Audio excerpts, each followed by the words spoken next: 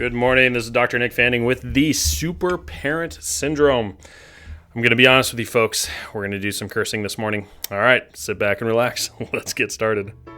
Parenting in the 21st century is ever evolving. And while you balance work, kids, and your sanity, it's easy to feel discouraged.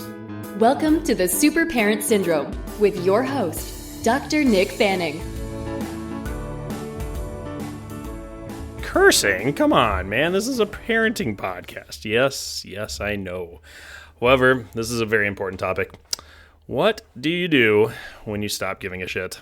Seriously, you just either got knocked off your ass, you got hit hard by some hard truths, you just got in the dumps, you got beaten up, whatever it might be. Whatever happens, you lost all the fucks you're going to give. That's right, I said the F-bomb. And you don't give a shit anymore. In fact, you kind of are depressed and you're down and you don't even want to get out of it sometimes. Okay, so what do you do in this case? Because, hey, laundry still needs to get done. Kids still need taken care of. And is there a way to feel like this, honor it, and then move on? Well, yes, there is. So here's the best recommendation I can give for you. Own it. Honestly, just own it.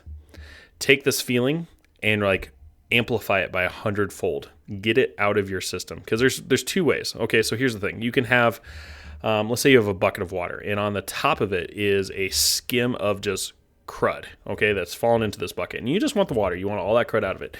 You could either try to scoop it out, or you could just dump it out. And what I'm going to say is that you just dump it out, okay? Go hard, ugly cry, scream, punch a punching bag. Go out and scream into a pillow. Purge it. Get it out of your system as hard and as fast as you can. And do it in an overkill method, meaning it might take you 30 seconds of just screaming, punching, screaming, crying, doing whatever it takes. And then go 25% more, meaning that you just want to make sure that it is fully out. It's like breathing out. So imagine this. You breathe and you blow all the air out. And then you could actually even go a little bit more. So you're like,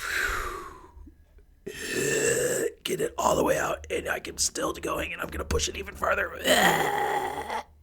until you can't push anymore.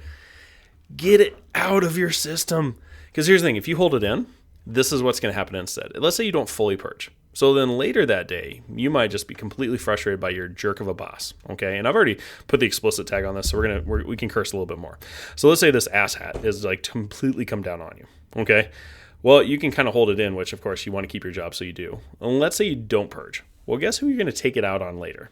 You're going to come home. Little Johnny is going to have made a mess, because little Johnny always makes a mess, and you're going to end up screaming at him. Okay, now here's the thing. I am intimately aware what happens when you hold stuff in, because I was the grumpy dad of, if things didn't go my way, I was taking it out on them. And it's not even fair. I'm not even proud of this, but I share this with you so that you can understand that I know where you're coming from, because I don't want you to be taking it out of your spouse. I don't want taking it out on your family. You need to take it out on well beforehand. Now, you might take it out on that person because, hey, they don't impact your life at all. And so the person that cuts you off, you can scream at them. That's fine. I don't care. Or you hold it in, you take it out on an appropriate manner, like at the gym, or maybe you just have a crying, screaming fest or whatever it is. But whatever you do, make sure you don't hold that shit in. Literally, do not hold that in, because it will poison you. Purge it, and purge it hard. So here's your homework.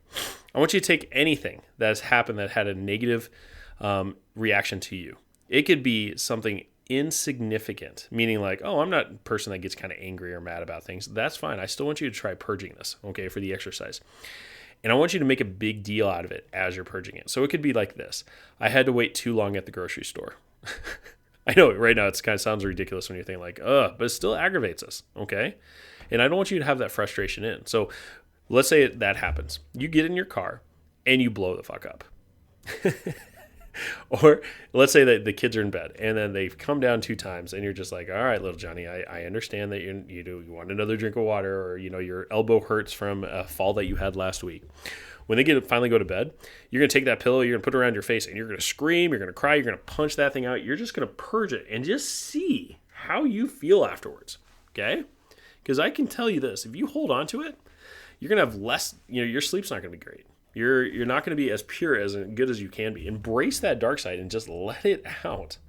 Okay? It's there. It's there for a reason. We can get a lot of power from it, or we can use it to kind of fuel our sedation. Because if we hold in this darkness and we can't let it out in a good manner, then we're going to try to sedate it in bad manners through our addictions of food or liquor or drugs or shopping or pornography or whatever we might do. So the challenge is you to this: take something small and purge it. You can work up to bigger things later, but right now I just want you to get into the fact of purging it, because in our society, that's not something we're taught or not even glorified. We're supposed to be, perfect examples of peace and calm and, let things just kind of slide off our back.